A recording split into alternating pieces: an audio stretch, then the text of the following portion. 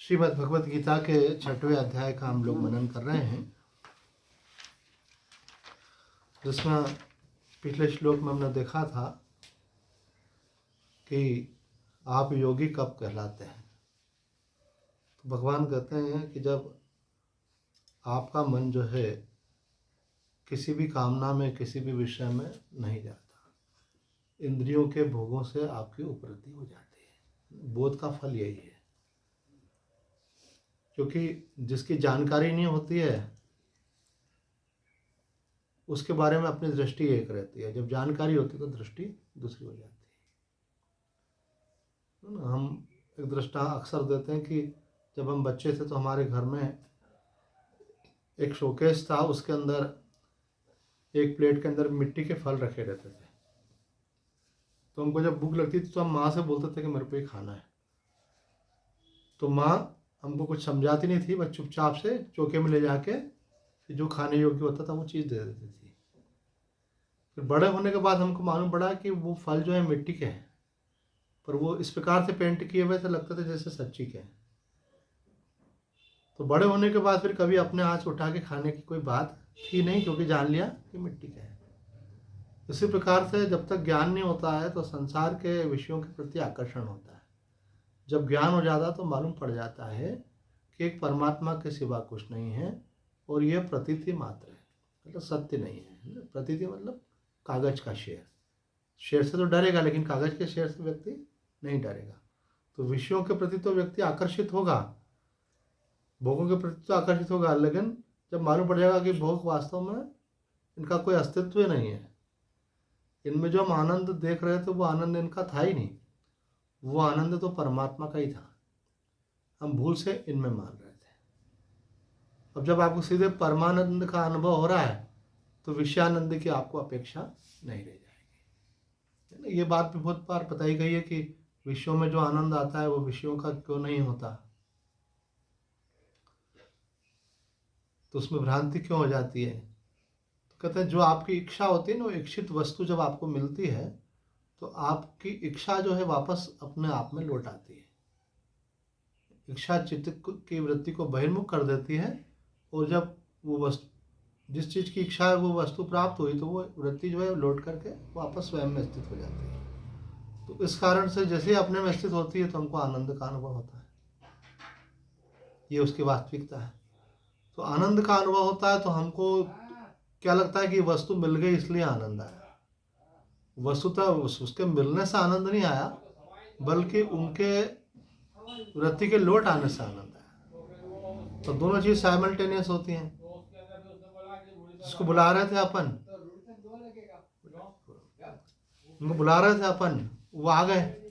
अब आ गए तो क्या हुआ, अब बुलाने का प्रश्न तो रहा ही नहीं, वृत्ति लौट करके आ गई। तो वृत्ति लौट करके आ जाती है तो फिर हमको अपने आप में जो आनंद है उसका अनुभव होता है। जो चित्त का विक्षेप था वो मिट गया तो आनंद का अनुभव होता है। दृष्टांत तो वो बड़ा प्रसिद्ध अक्सर देते हैं कि जैसे कोई कुत्ता है, वो हड्डी चबाता है और उसके मुंह से खून निकलता है, दाढ़ों से खून निकलता है, लेकिन उसको भ्रांति क्या होती है कि हड्डी में से निकल रहा है, इसलिए चबाता है।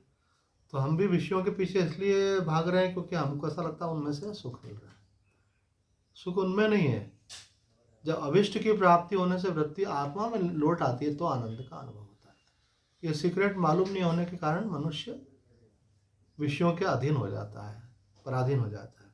अब जब उसको बोध हो गया कि आनंद तो अपने स्वरूप में ही है, संसार तो प्रतीति मात्र है, आभास मात्र है, तो फिर उसका मन उनमें नहीं जाएगा, है ना। जैसे मालूम पड़ जाए कि जिस व्यक्ति को अपन मित्र समझ रहे हैं वो मित्र नहीं है बल्कि शत्रु है, तो फिर क्या होगा, उसके प्रति जो हमारी मित्रता का भाव है वो चला जाएगा। तो हमारे शास्त्रों ने कहा है कि आपका मन विषयों में जाता है तो सबसे पहले तो आपको चाहिए कि आप उसके अंदर दोष दर्शन करें, कि आप उनको लग रहा है ये सुख कर है, ये सुख कर नहीं, ये दुख कर है ना। अपन अपने परिवार के लोगों को क्या समझते हैं कि ये मेरे हैं। हमारा शास्त्रों में बोला ये आपके नहीं है, ये बल्कि आपको परमात्मा से दूर ले जाने वाले हैं। कोई तीसरा चौथा व्यक्ति आपको परमात्मा से दूर नहीं ले जाएगा। कौन लेके जाएगा, जिसको आप मेरा समझते हो, क्योंकि आप संसार के लोगों को मेरा समझोगे तो भगवान में मेरापन नहीं हो पाएगा आपका, और उनको मेरा समझोगे तो उनमें राग हो जाएगा, आसक्ति हो जाएगी, है ना। ये बात भी कई बार कही जाती है कि भाई आसक्ति हमारी बहुत सारी जगह नहीं है, थोड़ी जगह ही है, बहुत सारे लोगों में नहीं है, बहुत थोड़े से लोगों में ही है। जो भी हमारे भाई बहन होंगे, मम्मी पापा होंगे, पति पत्नी हैं, बच्चे हैं, उसमें आसक्ति रहती है। उनके लिए 100 के नोट फटाफट निकालता है कि नहीं आदमी, हजारों लाखों रुपए भी खर्च करते हो तो करता है। दूसरे के लिए करेगा तो फिर याद रहता है उसको कि मैंने अमुक दिन उसको इतने रुपए दिए थे, है ना, सहयोग के रूप में दिए भले, फिर याद रहेगा। बोले ऐसा नहीं है, मैं भी उदार हूँ, मैंने भी एक बार इतने रुपए हेल्प किए थे किसी को। तो बच्चों के लिए कितना ही कर दे तो ख्याल आता है क्या? नहीं आता है। सुबह किए तो फिर शाम को भी कर देगा, फिर दूसरे दिन भी कर देगा। एक व्यक्ति का लड़का दिल्ली रहने चला गया नौकरी करने, तो उन्होंने उसके नाम से 50 लाख रुपए ट्रांसफ़र किए। तो हमारा उनके आना जाना था, तो हमने बोला इतनी बड़ी अमाउंट ट्रांसफ़र किया आपने, आपको लगा ऐसा कि मैंने अपना पैसा दे दिया? तो बोला नहीं स्वामी जी, माँ बाप कमाते किसके लिए? बच्चों के लिए तो कमाते हैं। अब वहाँ पे उसको फ्लैट दिलवाना है, तो 50 लाख हम दे रहे हैं, बाकी की किस्तें वो भरेगा। मानो 1 करोड़ का फ्लैट होगा तो 50 लाख की किस्तें वो भरेगा। मानो उन्होंने 70 लाख भेजे तो 30 लाख की किस्तें वो भरेगा। ऐसे अब उसको सैलरी मिल रही है, उसमें से देगा, थोड़ा रहने की उसकी व्यवस्था हो जाएगी। ऐसे तो उनका आपको लगता है कि आप उधार हो और आपने दे दिया? बोला नहीं लगता है। वो बात भी सही है, जहाँ मोह होता है वहाँ देने से दान की भावना नहीं आती है।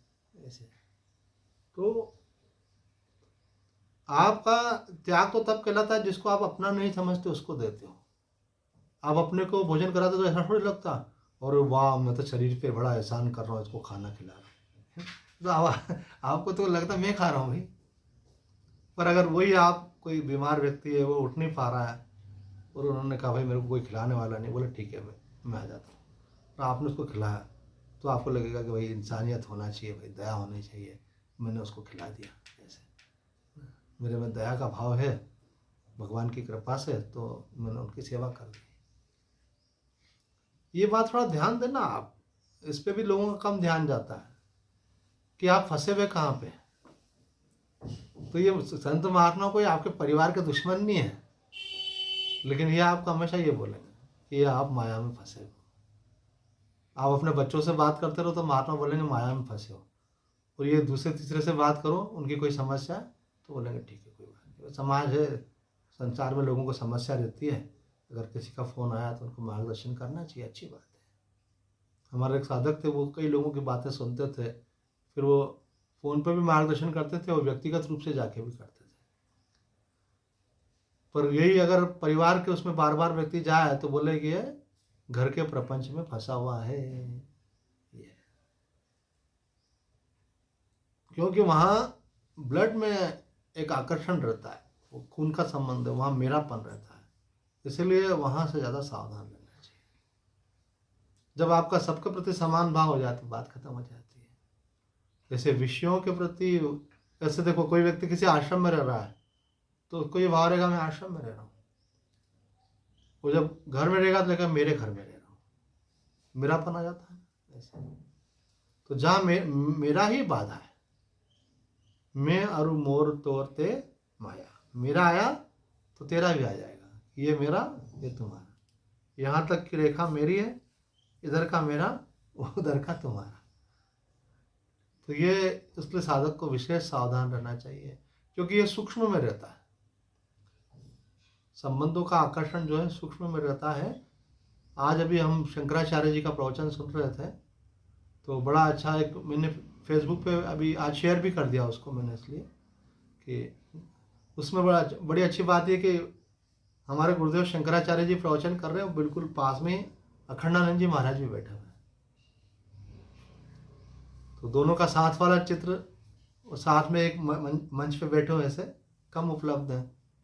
तो मैं जब देखा तो फिर मैंने उसको सुनना भी शुरू कर दिया सुबह। तो उसमें महाराज जी ने ये बात कही है कि एक महात्मा जो हैं वो बीमार हो गए। जब बहुत बीमार हो गए तो वो जीवन भर तो साधु बन के रहे थे, और वो जब बहुत बीमार हो गया तो वो कहने लगे मेरे को घर ले चलो। भक्तों को मालूम ही नहीं था कि इनका कोई घर भी है ऐसा। तो क्या वो जो सूक्ष्म मोह था कि वो मेरी सेवा करेंगे, मेरा बेटा मेरी सेवा करेगा। एक महात्मा जी बहुत बीमार हो गए, तो वो वेदांती थे, तो उनके आश्रम में सब शिवोहम सोहम ऐसे ही बोलते हैं। तो युग पुरुष जी महाराज ने प्रवचन में कहा, जब बहुत बीमार हो गए और बड़े बुजुर्ग थे, उम्र भी होगी 65-70 साल की, तो बहुत बीमार हो गए, तो महाराज जी ने बोला सोहम, तो कुछ वो अरे माँ माँ, तो माँ याद आ रही थी 70 साल में भी। क्यों? कभी माँ ने उनको प्यार दिया था, उसके बाद वो प्यार कहीं से मिलता ही नहीं है। माँ वाला प्यार तो दोबारा मिलता ही नहीं कभी भी। शादी करे तो फिर भी पत्नी सेवा करती है, तो हो सकता है पत्नी का ख्याल आ जाए। उनको माँ याद आ रही थी, तो उन्होंने कहा कि माँ को याद मत करो, अपने स्वरूप को याद करो, शिवोहम। अथवा भक्ति मार्ग वाले होते तो बोले भगवान को याद करो भाई, माँ को याद करो। तो देखो ये अंदर का जहाँ से सुख मिलता है, सुखानुशयी राग, उसमें आसक्ति हो जाती है। पर हम भूल जाते हैं कि कोई व्यक्ति आपको संसार में सुख दे नहीं सकता है, वो निमित्त मात्र है, देने वाला परमात्मा। मन बदलने में देर कितनी लगती है? आज संबंध बहुत अच्छे हैं, जरा सी एक बात हो जाती है, आदमी हर्ट हो जाता है और संबंध समाप्त हो जाता है। संबंध अगर ड्रामा ही कर दो ना किसी के सामने थोड़ी देर के लिए, और फिर बाद में हंस दो, तो वो बोलेगा, इतने में तो वो निर्णय ले लेगा, आपने क्या शब्द बोला, अब आपको हमारे आने की कोई ज़रूरत नहीं है, आपको तमीज़ नहीं, ऐसी बात करते हो। वो बस एकदम इतना गर्म हो जाए, एक शब्दों का कितना प्रभाव रहता है। तो छोटी सी बात से संबंधों में, अथवा किसी ने बोला नहीं लेकिन किसी ने आप बोल दिया दूसरे ने आकर के, और वो आपके यहाँ आते हैं, वो आपके बारे में ऐसा ऐसा बोलते हैं और आपको विश्वास हो गया है ना, ऐसे बोलते हैं चुगली कर देते हैं आपका संबंध हमारा। तो संसार ऐसा ही है, इसको समझना चाहिए कि आपको अपने आप को बचा के रखना। अगर आप अपने को बचा के रखोगे तो अपने आप को परमात्मा को अर्पण कर पाओगे। लेकिन अगर अपने आप को संसार को दे दोगे तो परमात्मा को क्या दोगे? अब आपके पास कुछ थोड़ा सा कुछ है, वो आपने संसार को दे रखा है, तो प्रभु के पास जाओगे तो क्या दोगे? एक महाराज जी का आश्रम है यहाँ पे, तो बोले कुछ लोग आते हैं और बोलते हैं कि महाराज जी हम आपकी सेवा करना चाहते हैं। उम्र कितनी है? 70 साल। तो बोले भाई सेवा करने वाली उम्र तो निकल गई आपकी, अब तो सेवा लेने की उम्र है। खंडानंद जी महाराज ने कहा, ऐसा बोलते महाराज जी मतलब अब आप संसार से वैराग्य होगा, आपकी सेवा करना चाहता हूँ। अभी इस उम्र में सेवा करोगे कि सेवा लोगे? तो अगर आपने संसार को अपना सब यौवन दे दिया ना, अपनी सब सामर्थ्य दे दी, यहाँ तक कि अपने इमोशंस भी सारे आपने भगवान की तरफ ही लगा के संसार में दे दिए, अब भगवान के पास जाओगे तो मन लगेगा भी कैसे? आसक्ति तो संसार में। यहाँ पे कहते हैं निष्प्रह सर्व कामेभ्यो युक्त चित्तते योगी। जब ऐसा व्यक्ति जो है युक्त कहलाता है, योगी कहलाता है, जिसकी सब कामनाओं से मन लौट आया है। अब यहाँ दोनों वाइस वर्सा है। बोले कि परमात्मा में मन लग जाने के कारण संसार से मन लौट आता है। यहाँ पे ज्ञान का प्रसंग इसलिए बोले आत्मा में मन लग जाने के कारण संसार से मन लौट आता है, अथवा तो संसार से जिसका मन लौटा हुआ है वो आत्मा में लगता है। आप यहाँ आए हो क्योंकि आपने घर छोड़ा, अथवा यूँ कहेंगे कि घर छोड़ा इसलिए आप यहाँ पर आए हो। वाइस वर्सा है, साइमल्टेनियस, साथ साथ ही होता है। जितना जितना आत्मा में मन लगता है, यहाँ बाबा ने बोला है जितना जितना आत्मा में मन लगने लगता है उतना उतना संसार छूटने लगता है। कुछ महात्मा ऐसा भी बोलते हैं कि भाई संसार के पीछे ज़्यादा मत पड़ो, विकारों के पीछे ज़्यादा मत पड़ो कि भाई इनको छोड़ना है इसमें ज़्यादा उसका चिंतन मत करो, उसके बजाय कोई सकारात्मक चीज़ पकड़ के उसका निरंतर प्रयास करो।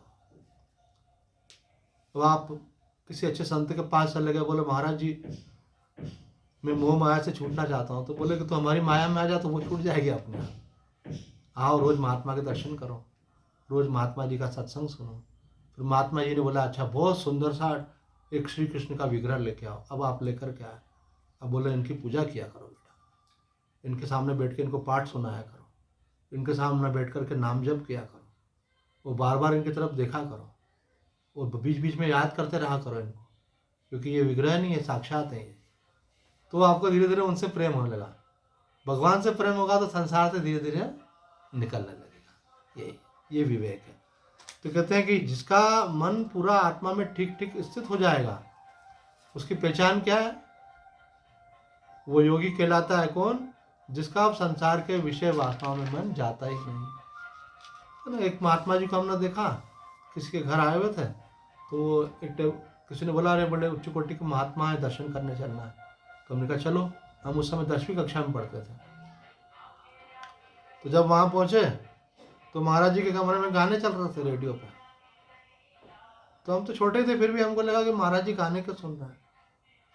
तो हमारे साथ शरीर का बड़ा भाई था, तब घर पे रहते थे। तो महाराज जी को प्रणाम किया तो उनका भी ध्यान गया रेडियो की तरफ, गाना ऊंची आवाज में चल रहा है। महाराज जी की स्थिति तो बड़ी ऊंची थी। तो उन्होंने कहा कि जिनके घर रुके हैं ना, बच्चे चला देते हैं, हमको इस तरफ ध्यान नहीं जाता, चालू करे कि बंद करे, हम अपनी मस्ती में रहते हैं। मतलब वो उनका मन उधर जाता ही नहीं है, चालू होने पर भी नहीं जाता, चिंतन नहीं होता। इसका मतलब क्या हुआ? उन्होंने उसकी निरर्थकता को जान लिया, ये व्यर्थ की बातें हैं। तो एक बार आपको ठीक ठीक समझ में आ जाती है बात, लौट आता है। अब एक व्यक्ति ऐसा कहने लगे अपने गुरुजी को कि गुरुजी एक बात मेरे को आपके सत्संग में इतना सुनता हूँ, उन्होंने एक नियम बना लिया कि गुरुजी का रोज एक सत्संग सुनना। और ऐसा करते करते उनको हो गए 4-5 साल। अब समझ लो कितने सत्संग सुन लिया उन्होंने। तो बोले मैं रोज सत्संग सुनता हूँ और आपका एक मैंने नियम बना लिया, सीडी से एक सत्संग मेरे को रोज सुनना है। अब मेरे को एक बात तो बिल्कुल अच्छे से समझ में आ गई कि संसार में सच्चा सुख नहीं है, लेकिन फिर भी मैं देखता हूँ कि जब संसार की चीज़ें मेरे सामने आती, पैसा आता है, स्त्री आती, तो मेरा मन चला जाता है। तो गुरुजी ने एक बड़ी अच्छी बात कही। उन्होंने कहा देखो बेटा, संसार को तुमने सत्य मान करके पहले उसका व्यवहार किया तो क्या हो गया? सत्यता की बुद्धि और अभ्यास। अब तुमने परमात्मा को सत्य माना, लेकिन अब इसके साथ तुमको इसका अभ्यास भी करना पड़ेगा। जितना नाम का अभ्यास करोगे, जितना पाठ करोगे, जितना ध्यान करोगे, उतना उतना इधर लगेगा। ये अभ्यास का संस्कार जो है आपको उधर ले आता है। जिस जगह जाने की आदत पड़ जाती है ना, फिर ना कोई लोगों का ऐसा भी देखने में आता है कि नौकरी हो गई, रिटायर हो गए, और वो बराबर वो 9 बजे नहा धो करके कपड़े वपड़े पहन के टाई वाई लगा लेंगे। उनकी पत्नी कहाँ जा रहे हो? हमने कहीं जाना तो नहीं। बोले जाना नहीं हो तो फिर कहता है सूट बूट पहन के कहाँ खड़े हो गए? हाँ बोले वैसे ठीक, कोई बात नहीं।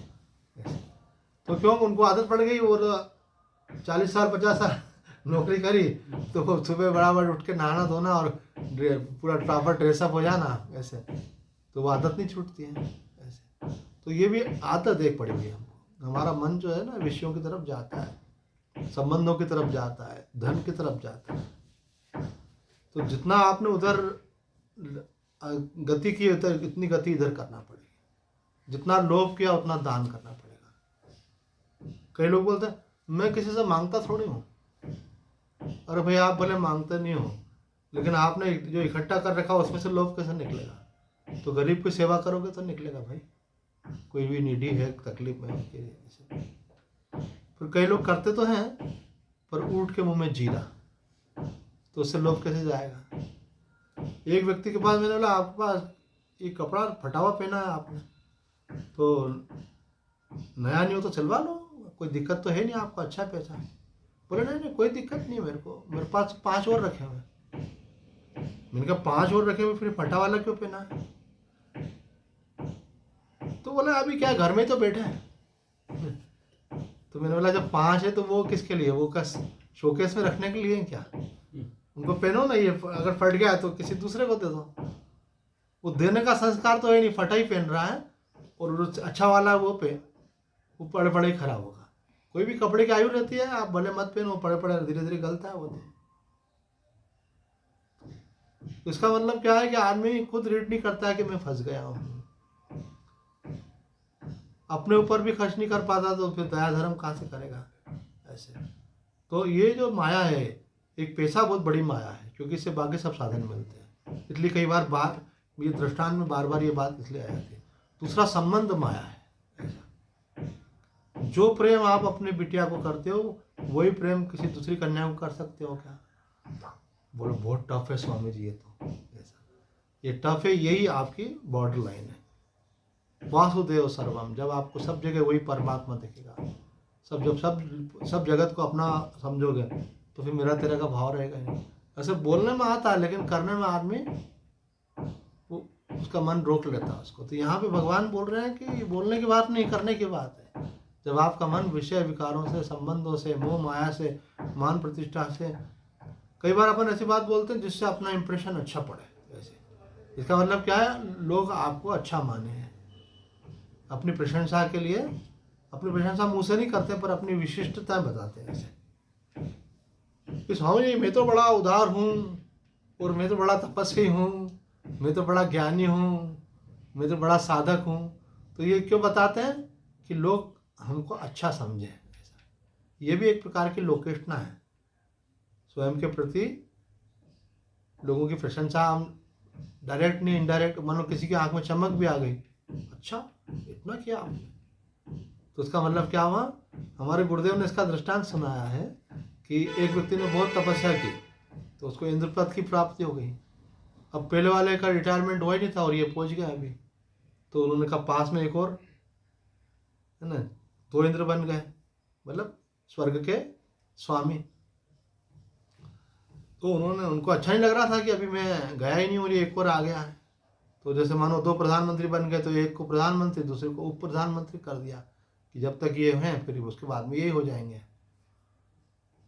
तो उनको पहले वाले को होशियारी थी, तो उन्होंने दूसरा जो नया आया था उसको बोला आपको इतना बड़ा इंद्र पद प्राप्त हुआ, इसका मतलब आपने बड़े पुण्य के कार्य किए होंगे। बोले वो तो आप समझते ही हो, उसके बिना तो ये पद प्राप्त नहीं होता।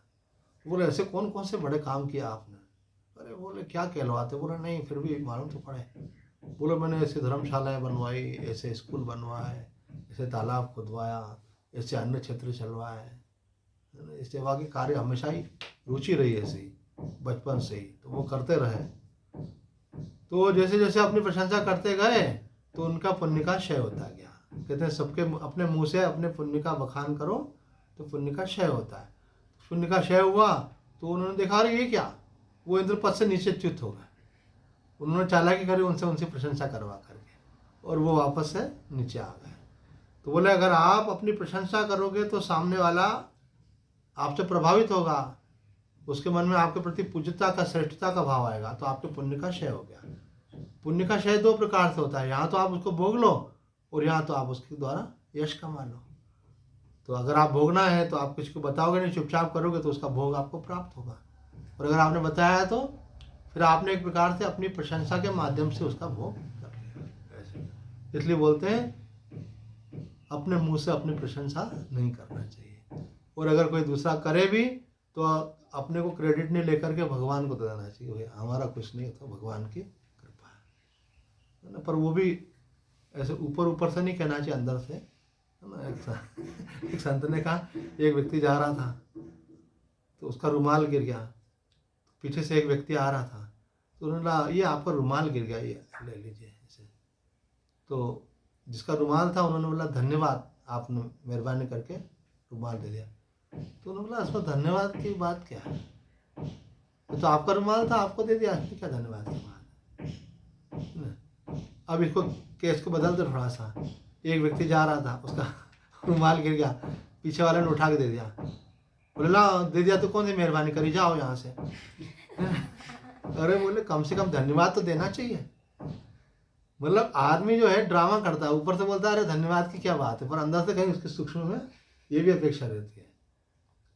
एक हमारे परिचित है, वो बता रहे थे, बोले मैं स्कूटर से जा रहा था तो कोई खड़ा था गाड़ी के लिए, जो पब्लिक कैरियर चलते हैं ना, ये अपने वाहन नगर सेवा, तो गाड़ी आने रही थी, वो बहुत देर से यूँ कर रहे थे, वो निकले तो बोले आप छोड़ देंगे मुझे? बोले कहाँ जाना है? बोले रेलवे स्टेशन। बोले हाँ ठीक है छोड़ दूँगा। छोड़ दिया उनको। तो वहाँ पहुँचने के बाद थोड़ी उतरे और चले गए।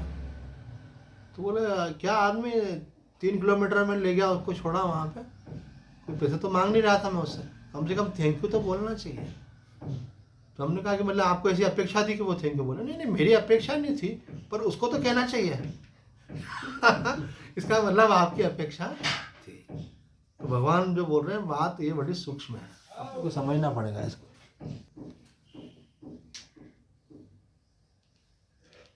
जब साधक का मन समस्त कामनाओं से लौटाता है, जब कामनाएं प्रधानता से 3 है, इसीलिए दृष्टांत ये 3 दिए गए। एक कामना है भोगों की, है ना, संसार के सुखों की, चाहे वह पति पत्नी के संबंध का हो, चाहे खाने पीने का हो, कि अन्य प्रकार का भोग हो। दूसरी कामना है धन की, और तीसरी कामना है मान प्रतिष्ठा की। ये तीनों ही जो है साधक के लिए प्रमुख बाधाएं हैं। इसको बोलते हैं लोकेशना, वित्तेषणा और पुत्रेषणा।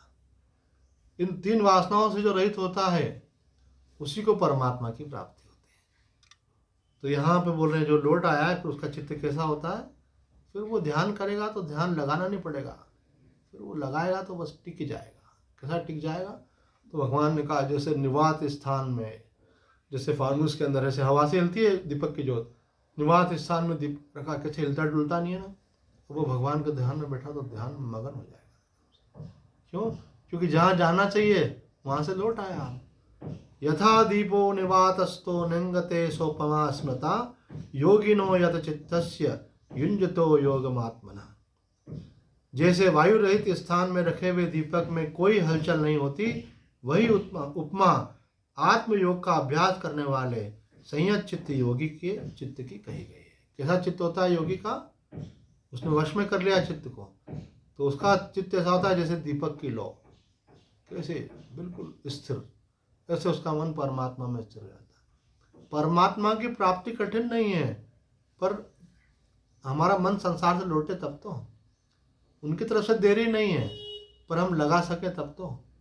गीता में एक श्लोक आता है कि लाखों में कोई एक जो है भगवान की प्राप्ति का इच्छा करता है, और इच्छा करने वाले लाखों में से किसी एक को प्राप्ति होती है। तो उसका कारण क्या? तो कई लोग समझते हैं भगवान की प्राप्ति कठिन है, पर स्वामी जी कहते हैं भगवान की प्राप्ति कठिन नहीं है, भगवान की प्राप्ति की सच्ची इच्छा होना कठिन है। पहले तो इच्छा होती नहीं है, फिर इच्छा हुई भी तो वो उसमें क्या होता है, बहुत सारी चीज़ें मिक्स रहती हैं, ये भी मिल जाए, ये भी मिल जाए, ये भी मिल जाए, तो उसके कारण से आपका मन परमात्मा में पूरा टिक नहीं पाता है। एक व्यक्ति कहने लगा मैं घर में भजन करता हूँ तो मेरे को बार बार नींद आती है, आलस होता है, मैं मंदिर में करता हूँ तो मेरे को नहीं होता है। तो हमने बोला ऐसा क्यों? तो बोले मैं मंदिर में अगर बैठ के ऊँगूंगा तो लोग देखेंगे अरे ऊँगरिया है, तो मेरे को लगता है लोगों का गलत इंप्रेशन पड़ेगा, इसलिए मैं वहाँ पे थोड़ा तो मैंने बोला